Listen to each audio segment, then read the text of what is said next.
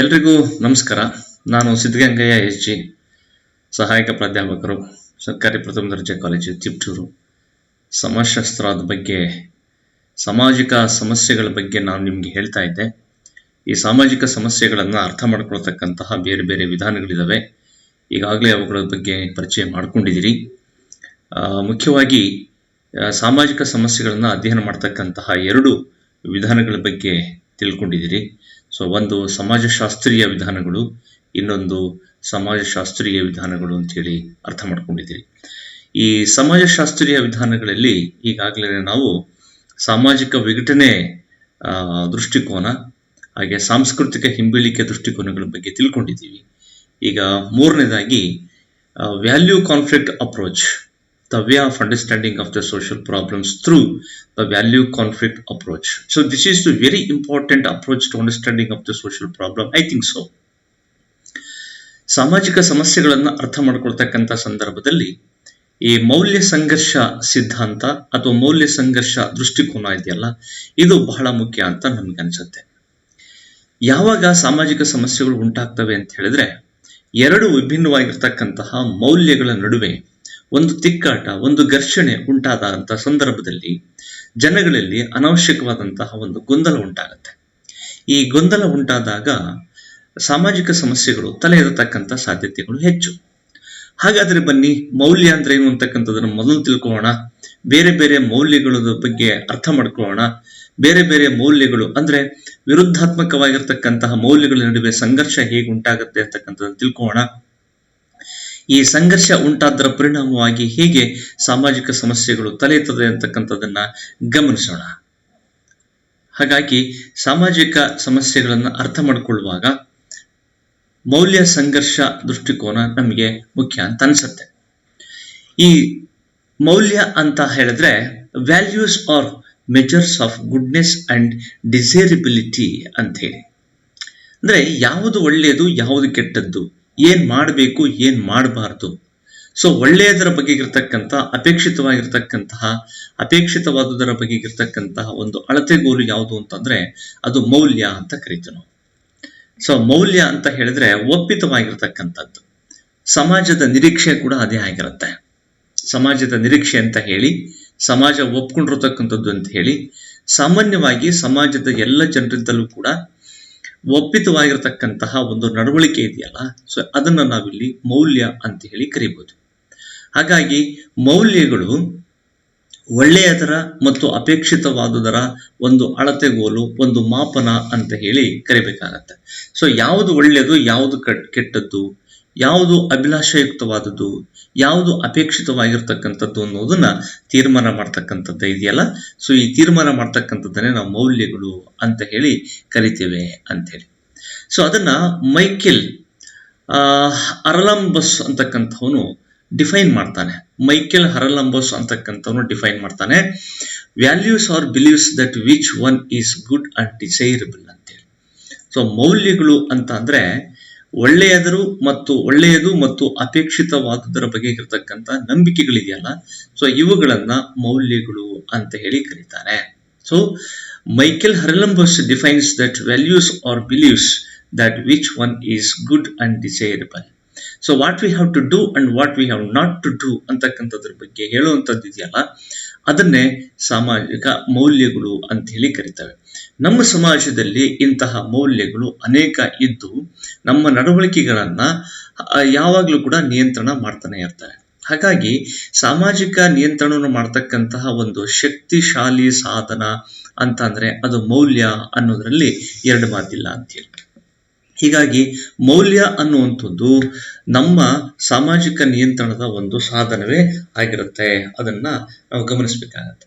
So ಯಾವುದನ್ನ ಪಡಿಬೇಕು, ಯಾವುದನ್ನ ಪಡಿಲಿಕ್ಕೋಸ್ಕರವಾಗಿ ನಾವು ಹೋರಾಟವನ್ನ ಮಾಡಬೇಕು ಅನ್ನೋದ್ರ ಬಗ್ಗೆ ಇರತಕ್ಕಂತಹ ನಂಬಿಕೆಗಳೇ ಮೌಲ್ಯಗಳು ಅಂತ ಹೇಳಿ ಕರಿಬಹುದು. ಸೊ ಅದನ್ನ ಮೈಕೆಲ್ ಹರಲಂಬಸ್ ಅಂತಕ್ಕಂಥವನು ವ್ಯಾಖ್ಯಾನ ಮಾಡ್ತಾನೆ ಅನ್ನೋದನ್ನು ನಾವಿಲ್ಲಿ ಗಮನಿಸಬೇಕಾಗತ್ತೆ ಅಂತ ಹೇಳಿ. ಸೊ ಒಂದಲ್ಲ ಒಂದು ರೀತಿಯಲ್ಲಿ ನಮ್ಮ ಚಟುವಟಿಕೆಗಳ ಮೇಲೆ ನಿಯಂತ್ರಣವನ್ನು ಸಾಧಿಸ್ತಕ್ಕಂಥದ್ದು ಇದೆಯಲ್ಲ, ಅದೇ ಮೌಲ್ಯಗಳು ಅಂತ. ಇಂಥ ಬೇಕಾದಷ್ಟಿದಾವೆ. ಸಾಮಾಜಿಕ ನಿಯಮಗಳಲ್ಲಿ ಇದು ಕೂಡ ಒಂದು. ಯಾವುದು? ಮೌಲ್ಯಗಳು ಸಾಮಾಜಿಕ ನಿಯಮಗಳಲ್ಲಿ ಒಂದು. ಇಂಥ ಬೇಕಾದಷ್ಟು ಸಾಮಾಜಿಕ ನಿಯಮಗಳನ್ನ ನಾವು ನೋಡ್ತೀವಿ. ಸೊ ಉದಾಹರಣೆಗೆ ನೈತಿಕತೆ ಆಗಿರ್ಬೋದು, ರೂಢಿ ಪದ್ಧತಿಗಳಾಗಿರ್ಬೋದು, ಲೋಕಾಚಾರಗಳಿರ್ಬೋದು, ಆಮೇಲೆ ನಂಬಿಕೆಗಳು, ಪದ್ಧತಿಗಳು ಇರ್ಬೋದು, ಆದರ್ಶಗಳು, ಅಭಿಪ್ರಾಯಗಳಿರ್ಬೋದು. ಇವೆಲ್ಲ ಕೂಡ ಸಾಮಾಜಿಕ ನಿಯಂತ್ರಣ ಸಾಧನಗಳೇ ಆಗಿರ್ತವೆ.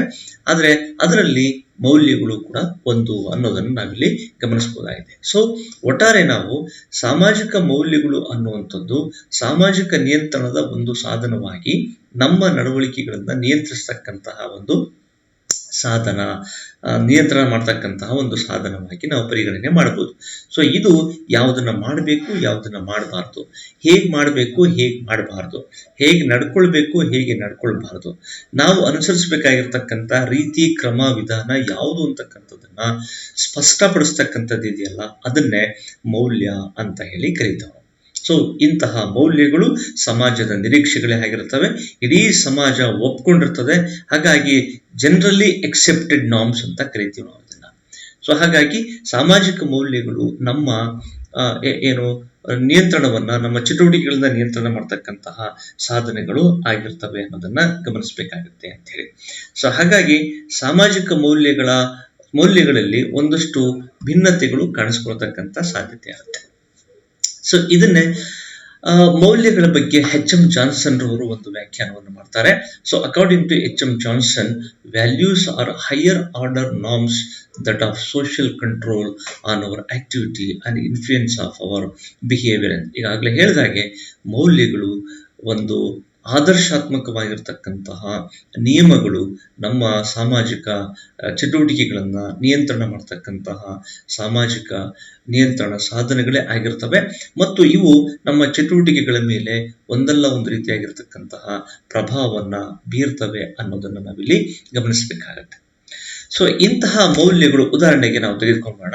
ಉದಾಹರಣೆಗೆ ಫಂಡಮೆಂಟಲ್ ರೈಟ್ಸ್ ಅಂದ್ರೆ ಮೂಲಭೂತ ಹಕ್ಕುಗಳು, ಪ್ರೈವೇಟ್ ಪ್ರಾಪರ್ಟಿ ಖಾಸಗಿ ಆಸ್ತಿ, ಲಿಬರ್ಟಿ ಸ್ವತಂತ್ರ, ಈಕ್ವಾಲಿಟಿ ಸಮಾನತೆ, ಫ್ರೆಟರ್ನಿಟಿ ಭ್ರಾತೃತ್ವ, ಪ್ಯಾಟ್ರಿಯಾಟಿಸಮ್ ದೇಶಭಕ್ತಿ, ಸ್ಯಾಕ್ರಿಫೈಸ್ ತ್ಯಾಗ, ಸೋಷಿಯಲ್ ಜಸ್ಟಿಸ್ ಸಾಮಾಜಿಕ ನ್ಯಾಯ, ಇಂಡಿವಿಜುವಲಿಸಮ್ ಅಂದ್ರೆ ವೈಯಕ್ತಿಕವಾದ ಅಥವಾ ವ್ಯಕ್ತಿವಾದ ಅಂತ. ಇವು ಇನ್ನು ಮುಂತಾದವುಗಳು ಇದಾವೆ. ಸೊ ಇವುಗಳನ್ನು ನಾವು ಗಮನಿಸಿದಾಗ ನಮಗೆ ಮೌಲ್ಯ ಯಾವುದು ಅನ್ನೋದು ನಮಗೆ ಅರ್ಥ ಆಗುತ್ತೆ.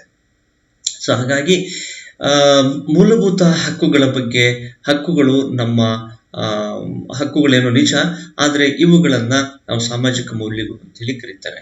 ಸೊ ಖಾಸಗಿ ಆಸ್ತಿಯನ್ನು ಹೊಂದತಕ್ಕಂಥದ್ದು ಒಂದು ಸಾಮಾಜಿಕ ಮೌಲ್ಯವಾಗಿ, ಸ್ವತಂತ್ರ ಅನ್ನೋದು ಒಂದು ಮೌಲ್ಯವಾಗಿ, ಸಮಾನತೆ, ಭ್ರಾತೃತ್ವ ಅನ್ನೋದು ಒಂದು ಮೌಲ್ಯವಾಗಿ, ದೇಶಭಕ್ತಿ, ತ್ಯಾಗ ಅಂತಕ್ಕಂಥದ್ದು ಒಂದು ಮೌಲ್ಯವಾಗಿ, ಸಾಮಾಜಿಕ ನ್ಯಾಯ ಒಂದು ಮೌಲ್ಯವಾಗಿ, ಇಂಡಿವಿಜುವಲಿಸಮ್ ಅಂದ್ರೆ ವೈಯಕ್ತಿಕವಾದ ಅಥವಾ ವ್ಯಕ್ತಿವಾದ ಅನ್ನೋದು ಒಂದು ಮೌಲ್ಯವಾಗಿ ನಮ್ಮಲ್ಲಿ ಕಾಣಿಸ್ಕೊಳ್ಳುತ್ತೆ ಅಂತೇಳಿ.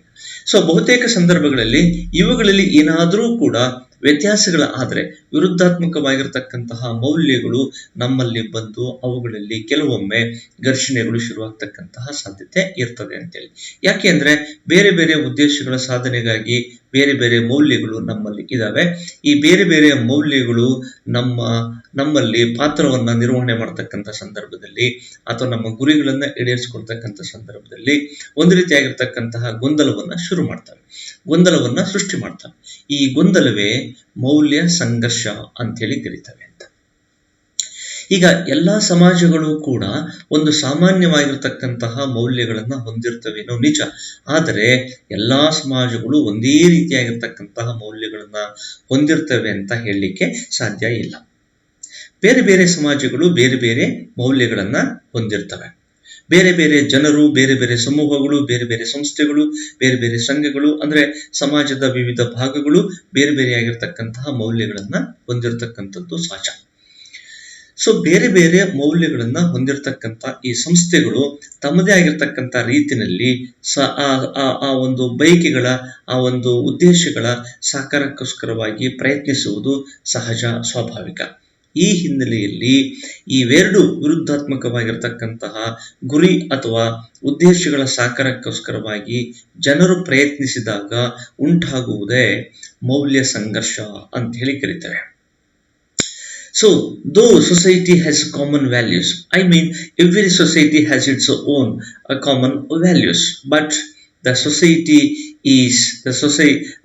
the values are different from society to society. But the different groups have the different values of their own. So, these different values may cause for the value conflict ಅಂತ ನಾವು ಹೇಳ್ತೇವೆ ಅಂತ. ಸೊ ಇದಕ್ಕೆ ಸಂಬಂಧಪಟ್ಟ ಹಾಗೆ ನೋಡಿ, ಕೆಲವು ಸಮಾಜಗಳು ಕೆಲವೊಂದು ಮೌಲ್ಯಗಳನ್ನ ಸ್ವೀಕರಿಸಿರ್ತವೆ, ಕೆಲವು ಸಮಾಜಗಳು ಕೆಲವೊಂದು ನಿರೀಕ್ಷೆಗಳನ್ನ ಹೊಂದಿರ್ತವೆ, ಅವುಗಳೇ ಮೌಲ್ಯಗಳು ಅಂತ ಕರಿತೀವಿ. ಇದು ಎಲ್ಲ ಸಮಾಜಗಳಲ್ಲೂ ಎಲ್ಲ ಗುಂಪುಗಳಿಗೂ ಒಂದೇ ತರ ಇರುತ್ತೆ ಅಂತ ಹೇಳಲಿಕ್ಕೆ ಸಾಧ್ಯ ಅಲ್ಲ ಅಂತ ಹೇಳಿದೆ. ಒಬ್ಬೊಬ್ರು ಒಂದೊಂದು ರೀತಿಯಾಗಿರ್ತಕ್ಕಂತಹ ಮೌಲ್ಯಗಳನ್ನ ಹೊಂದಿದ್ದಾಗ ಇಲ್ಲಿ ಯಾವುದು ಸರಿ ಯಾವುದು ತಪ್ಪು ಅನ್ನೋದ್ರ ಬಗ್ಗೆನೇ ಒಂದು ದೊಡ್ಡ ಗೊಂದಲ ಶುರುವಾಗುತ್ತೆ. ಸೊ ಈ ಗೊಂದಲವೇ ಈ ಮೌಲ್ಯ ಸಂಘರ್ಷಕ್ಕೆ ಕಾರಣ ಆಗುತ್ತೆ ಅನ್ನೋದನ್ನ ನಾವಿಲ್ಲಿ ಗಮನಿಸಬೇಕಾಗತ್ತೆ ಅನ್ನುವಂಥದ್ದು. ಈಗ ಉದಾಹರಣೆಗೆ ಪ್ರಜಾಪ್ರಭುತ್ವ ಮೌಲ್ಯಗಳು ಅಂತ ನಾವೇನು ಕರಿತೀವಿ, ಸ್ವತಂತ್ರನೋ ಸಮಾನತೆನೋ. ಸೊ ಇದು ಈಗ ಸ್ವತಂತ್ರದ ಹೆಸರಿನಲ್ಲಿ ವಿದ್ಯಾರ್ಥಿಗಳು ಅಥವಾ ಯುವಜನರು ಒಂದು ಸ್ವೇಚ್ಛಾಚಾರವನ್ನ ಮಾಡ್ತಾರೆ ಅಂತ ಹೇಳಿದ್ರೆ ಅದು ಕೂಡ ಮೌಲ್ಯವೇ, ಸ್ವತಂತ್ರವೇ. ಆದ್ರೆ ಸ್ವೇಚ್ಛಾಚಾರ ಮಾಡ್ತಾರೆ ಅಂತ ಹೇಳಿದ್ರೆ ಅದು ತಪ್ಪು ಅಂತ ಹೇಳಿ ನಿರ್ಧಾರ ಮಾಡ್ತಕ್ಕಂಥದ್ದು ಈ ಮೌಲ್ಯಗಳು ಅಂತ. ಹಾಗಾಗಿ ಸ್ವತಂತ್ರದ ಹೆಸರಿನಲ್ಲಿ ಒಂದಷ್ಟು ಸ್ವೇಚ್ಛಾಚಾರ ಉಂಟಾಗಿದ್ರೆ ಹಾಗಾದ್ರೆ ನಮಗೆ ಸ್ವತಂತ್ರ ಏನು? ಹೌದು, ನೀವು ಕೇಳ್ತೀರಿ ನಮಗೆ ಸ್ವತಂತ್ರ ಕೊಡಿ ಅಂತ ಹೇಳಿ. ಕ್ಲಾಸ್ ರೂಮ್ ನಲ್ಲಿದ್ದಾಗ ನಾವು ಸ್ವತಂತ್ರವಾಗಿ ಇರ್ಲಿಕ್ಕೆ ನಮ್ಗೆ ಅವಕಾಶವನ್ನ ಕೊಡಿ ಅಂತ ಹೇಳಿದ್ರೆ ಶಿಕ್ಷಕರು ಏನ್ ಮಾಡ್ತಾರೆ, ಇಲ್ಲ ಇದನ್ನೊಂದು ಶಿಸ್ತಿನ ಚೌಕಟ್ಟಿನ ಒಳಗಡೆ ತರಗತಿ ನಡಿಬೇಕು, ಇಲ್ಲಿ ನಿಮ್ಮ ಸ್ವತಂತ್ರಕ್ಕೆ ಅವಕಾಶವನ್ನು ಕೊಡ್ಲಿಕ್ಕೆ ಸಾಧ್ಯ ಇಲ್ಲ, ನಿಮಗೆ ಮನಸ್ಸಿಗೆ ಬಂದ ಹಾಗೆ ನಡ್ಕೊಳ್ಳಿಕ್ಕೆ ಇಲ್ಲಿ ಅವಕಾಶ ಇಲ್ಲ, ಇಲ್ಲಿ ತರಗತಿಗೆ ಇರಬೇಕಾಗಿರ್ತಕ್ಕಂತಹ ಶಿಸ್ತಿನ ನಿಯಮಗಳನ್ನ ನೀವು ಪಾಲಿಸಲೇಬೇಕು ಅಂತ ಹೇಳಿದಾಗ ನೀವು ಹೇಳ್ತಾ ಇರ್ತಕ್ಕಂತಹ ನೀವು ಕೇಳುವಂತಹ ಸ್ವತಂತ್ರವೂ ಸರಿನೇ, ಆದ್ರೆ ನಾವು ಹೇಳ್ತಕ್ಕಂತಹ ಶಿಸ್ತಿನ ಒಂದು ನಿಯಮಗಳನ್ನ ಪಾಲಿಸಬೇಕು ಅನ್ನುವಂತಹ ನಿಯಮಗಳು ಸರಿನೇ. ಇದರಲ್ಲಿ ಯಾವುದು ಸರಿ ಯಾವುದು ತಪ್ಪು, ಏನ್ ಮಾಡಬೇಕು ಏನ್ ಮಾಡಬಾರ್ದು ಅನ್ನೋದ್ರ ಬಗ್ಗೆ ವಿದ್ಯಾರ್ಥಿಗಳಲ್ಲಿ ಮತ್ತು ಶಿಕ್ಷಕರಲ್ಲಿ ಒಂದಷ್ಟು ಘರ್ಷಣೆ ಉಂಟಾಗತ್ತೆ, ತಿಕ್ಕಾಟಗಳು ಉಂಟಾಗತ್ತೆ. ಎರಡೂ ಮೌಲ್ಯಗಳ ನಡುವೆ ಒಂದು ಘರ್ಷಣೆ ಉಂಟಾಗತ್ತೆ ಅಂತಂದ್ರೆ ಇದನ್ನ ಮೌಲ್ಯ ಸಂಘರ್ಷ ಅಂತ ಹೇಳಿ ಕರೀಬಹುದು ಅಂತ. ಇದಕ್ಕೆ ಸುಮಾರು ಉದಾಹರಣೆಗಳನ್ನು ನಾವು ಕೊಡ್ಬೋದು. ಈಗ ಇಂಡಿವಿಜುವಲಿಸಂ ವರ್ಸಸ್ ಡೆಮಾಕ್ರೆಟಿಕ್ ಪ್ರಿನ್ಸಿಪಲ್ಸ್ ಅಂತ ಈಗಾಗಲೇ ಹೇಳಿದೆ. ವ್ಯಕ್ತಿವಾದ ಮತ್ತು ಪ್ರಜಾಸತ್ತಾತ್ಮಕವಾಗಿರ್ತಕ್ಕಂತಹ ಮೌಲ್ಯಗಳು ತತ್ವಗಳ ನಡುವೆ ಒಂದಷ್ಟು ತಿಕ್ಕಾಟಗಳು ನಡೀತವೆ ಅಂತ ಹೇಳಿ. ಆಮೇಲೆ ಮಾಡರ್ನಿಟಿ ವರ್ಸಸ್ ಟ್ರೆಡಿಷನ್. ಈಗ ಒಂದು ಕಡೆ ಆಧುನಿಕತೆ, ಇನ್ನೊಂದು ಕಡೆ ಸಂಪ್ರದಾಯ, ಎರಡು ಮೌಲ್ಯಗಳೇ. ಆದ್ರೆ ಆಧುನಿಕತೆಯನ್ನ ಅನುಸರಿಸಿ ಹೋಗ್ಬೇಕಾ ಅಥವಾ ಸಂಪ್ರದಾಯವನ್ನ ಮೀರಿ ನಡಿಬೇಕಾ ಅಥವಾ ಸಂಪ್ರದಾಯವನ್ನ ಉಳಿಸ್ಕೊಳ್ಬೇಕಾ, ಯಾವುದನ್ನ ಉಳಿಸ್ಕೋಬೇಕು ಯಾವುದನ್ನ ಒಪ್ಕೊಳ್ಬೇಕು ಅನ್ನುವಂಥ ಸ್ಥಿತಿಯಲ್ಲಿ ನಾವು ಒಂದು ಗೊಂದಲಕ್ಕೆ ಒಳಗಾಗ್ಬಿಡ್ತೀವಿ. ಸೊ ಈಗ ಪೋಸ್ಟ್ ಮಾಡರ್ನಿಸಂ ಸಂದರ್ಭದಲ್ಲಿ ಜನಗಳಲ್ಲಿ ಇದೇ ನಡೀತಕ್ಕಂತಹ ಒಂದು ಮೌಲ್ಯ ಸಂಘರ್ಷ. ಯಾವುದು ಅಂತಂದ್ರೆ ಈಗ ಹಳೆಯ ಸಂಪ್ರದಾಯಗಳನ್ನ ಸಂಪೂರ್ಣವಾಗಿ ಕೈ ಬಿಡಬೇಕಾ ಪ್ರಶ್ನೆ.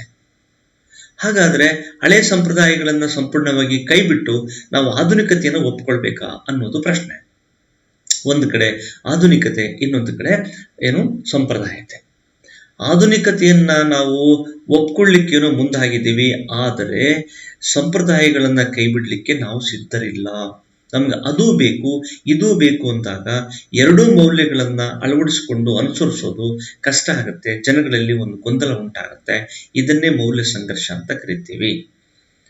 ಸೊ ಸಂಪ್ರದಾಯವನ್ನ ಕೈ ಬಿಡ್ಬೇಕಾ, ತಲತಲಾಂತರದಿಂದ ಅನುಸರಿಸ್ಕೊಂಡು ಬಂದಿರತಕ್ಕಂಥ ಸಂಪ್ರದಾಯಗಳು ನಮ್ಮ ಪರಂಪರೆಯ ಒಂದು ಆಸ್ತಿ ಅಂತ ಹೇಳಿ ಅದನ್ನ ಅನುಸರಿಸಬೇಕೇ ಅನ್ನೋದು ಪ್ರಶ್ನೆ. ಹಾಗೇನೆ ನಾವು ಆಧುನಿಕವಾಗಿರ್ತಕ್ಕಂತಹ ಜೀವನ ಶೈಲಿಯನ್ನ ಆಧುನಿಕತೆಯನ್ನ ಅಳವಡಿಸ್ಕೊಳ್ಬೇಕಾ ಅನ್ನೋದು ಕೂಡ ಪ್ರಶ್ನೆ. ಎರಡೂ ಪ್ರಶ್ನೆಗಳು ನಮ್ಮಲ್ಲಿ ಸಮಾನಾಂತರವಾಗಿ ಬಂದಾಗ ಉಂಟಾಗುವಂತಹ ಗೊಂದಲವೇ ಮೌಲ್ಯ ಸಂಘರ್ಷ ಅಂತ ಹೇಳಿ ಕರೀತೇವೆ. ಹಾಗೇನೆ ಸೈನ್ಸ್ ವರ್ಸಸ್ ರಿಲಿಜಿಯನ್, ಇವುಗಳ ನಡುವೆ, ವಿಜ್ಞಾನ ಮತ್ತು ಧರ್ಮ ಇವೆರಡರ ನಡುವೆ ಆಗಿಂದಾಗಿಯ ಸಂಘರ್ಷಗಳು ಆಗ್ತಾನೆ ಇರುತ್ತೆ. ಸೊ ಧರ್ಮ ಹೇಳುತ್ತೆ ಆಧ್ಯಾತ್ಮಿಕ ಚಿಂತನೆಗಳ ಕಡೆ ಹೆಚ್ಚಿನ ಆದ್ಯತೆಯನ್ನು ಕೊಡಿ ಅಂತ ಹೇಳಿ.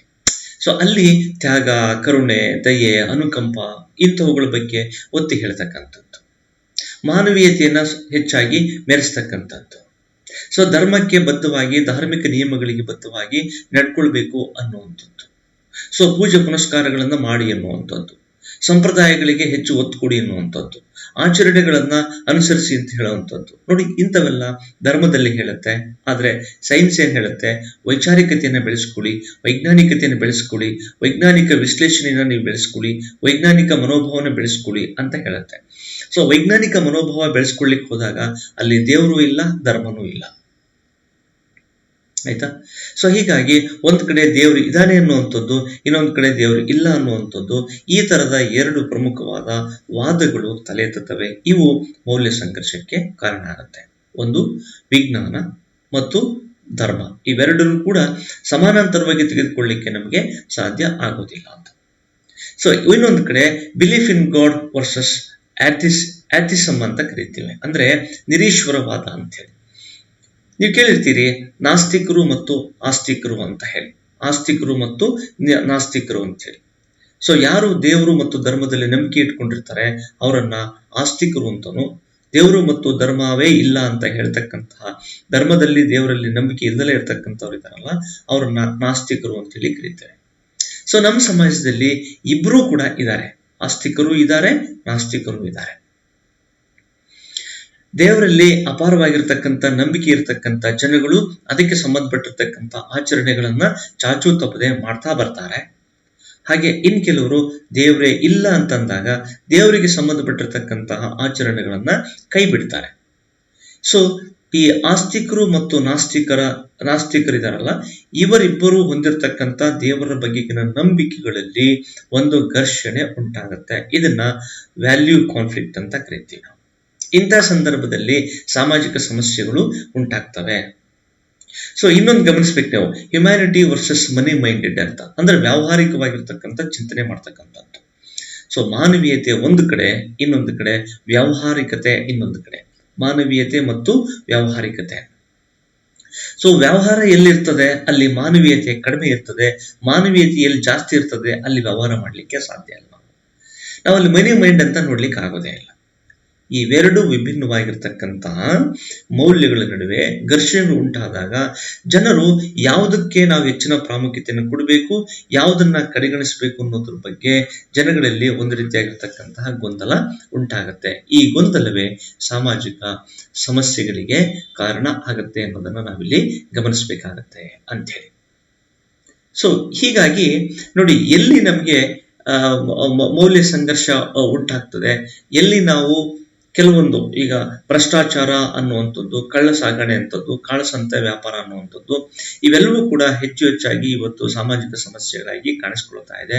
ಇಲ್ಲಿ ಆಧುನಿಕತೆಗೆ ಹೆಚ್ಚು ಅವಕಾಶವನ್ನ ಕೊಟ್ಟಂತೆಲ್ಲ ನಾವು ಇಂತಹ ಕಳ್ಳ ಸಾಗಣೆ ಮಾಡ್ತಕ್ಕಂಥದ್ದು, ಕಳ್ಳತನ ಮಾಡುವಂಥದ್ದು, ಮೋಸ, ದಗ, ವಂಚನೆ ಮಾಡ್ತಕ್ಕಂಥದ್ದು, ಅಪರಾಧಗಳು ಮಾಡ್ತಕ್ಕಂಥದ್ದು ಸಾಮಾನ್ಯವಾಗಿ ಕಂಡುಬರುತ್ತೆ. ಸೊ ನಮ್ಮಲ್ಲಿ ಮಾನವೀಯತೆಗೆ ಹೆಚ್ಚು ಅವಕಾಶವನ್ನು ಕೊಟ್ಟರೆ, ಮಾನವೀಯತೆಯ ಮೌಲ್ಯಗಳನ್ನ ಎತ್ತಿ ಹಿಡಿಯೋದಾದ್ರೆ ಇವುಗಳನ್ನ ನಾವು ನಿವಾರಣೆ ಮಾಡಲಿಕ್ಕೆ ಸಾಧ್ಯ ಆಗತ್ತೆ. ಯಾವಾಗ ನಾವು ಇಂತಹ ಆಧುನಿಕತೆಗೆ ಹೆಚ್ಚಿನ ಆದ್ಯತೆಯನ್ನು ಕೊಡ್ತೀವಿ ಅಂತ ಸಂದರ್ಭದಲ್ಲಿ ನಾವು ಒಂದು ಸಂಘರ್ಷಕ್ಕೆ ಒಳಗಾಗ್ತೀವಿ. ಯಾವುದನ್ನ ಅನುಸರಿಸಬೇಕು, ಯಾವುದನ್ನ ಬಿಡಬೇಕು ಅನ್ನೋದ್ರ ಬಗ್ಗೆ ಒಂದು ಗೊಂದಲಕ್ಕೆ ನಾವು ಒಳಗಾಗ್ತೀವಿ. ಇಂತಹ ಗೊಂದಲವೇ ಸಾಮಾಜಿಕ ಸಮಸ್ಯೆಗಳಿಗೆ ಕಾರಣ ಆಗತ್ತೆ, ಸಾಮಾಜಿಕ ಸಮಸ್ಯೆಗಳು ಉಂಟಾಗ್ತವೆ ಅನ್ನುವಂಥದ್ದು. ಸೊ ಇಷ್ಟು ವಿಷಯಗಳನ್ನ ಮೌಲ್ಯ ಸಂಘರ್ಷದ ಮೂಲಕವಾಗಿ ಸಾಮಾಜಿಕ ಸಮಸ್ಯೆಗಳನ್ನ ಅರ್ಥ ಮಾಡ್ಕೊಳ್ತಕ್ಕಂಥ ವಿಧಾನ ಅಂತ ಹೇಳಿ ನಾವು ತಿಳಿಬೇಕಾಗತ್ತೆ. ನಮಸ್ಕಾರ.